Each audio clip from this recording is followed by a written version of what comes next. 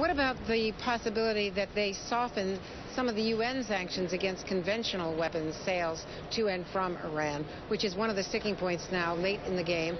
It's a sticking point that, frankly, is to Russia's benefit because Russia makes money selling these arms. And this is one of the issues that has been bubbling up for a while, but it's front and center right now. That's right, Andrea. I think this is a last-minute gambit by the Iranians to try and drive a wedge into the P5+1, the partners with which we've been negotiating for so many months now, because, as you mentioned, it would be to Russia's benefit to be able to sell conventional arms to Iran.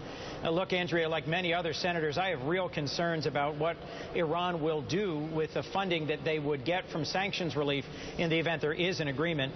Tens of billions of dollars would be newly available to Iran to make mischief in the region, and they're already actively supporting the murderous regime of Bashar al-Assad. They're supporting Hezbollah. They're supporting Houthis in Yemen, and the idea that we would accept a relaxation of the arms embargo, which was imposed on Iran not because of their illicit nuclear weapons program, but because of their support for terrorism, strikes me as just nonsensical. My understanding is that the American position in the negotiations is that that's a non-starter, and I see this really as an Iranian effort to try and drive a wedge between what has been a very solid and unified negotiating team by the United States and its European allies and China and Russia.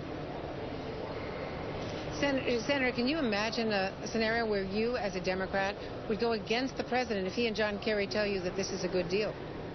I can imagine a scenario where I would look at the deal and reach my own conclusions that it was not strong enough. That's my job as a senator, is to exercise my own independent judgment. I am a Democrat. I have supported the president and the secretary. I served with Secretary Kerry in the Senate, and I am optimistic that they will walk away from a bad deal. But there's plenty of reasons to be concerned. There's certainly been lots of statements by the Iranians that, if they were true, would cause me to oppose a deal on those terms. But I'm listening to and believing President Obama at the moment that they will not be presenting us with a deal that lacks verification, that provides all sanctions relief up front. An additional concern, Andrea, that I've had is the limits, the controls on centrifuge research and development past the 10th year of an agreement. I am concerned that, as initially discussed, the framework of this deal might allow Iran too much freedom to build a nuclear enrichment capability in the long term, and thus present some real threats to the region that some of our allies would insist on a more robust nuclear enrichment and R&D capability.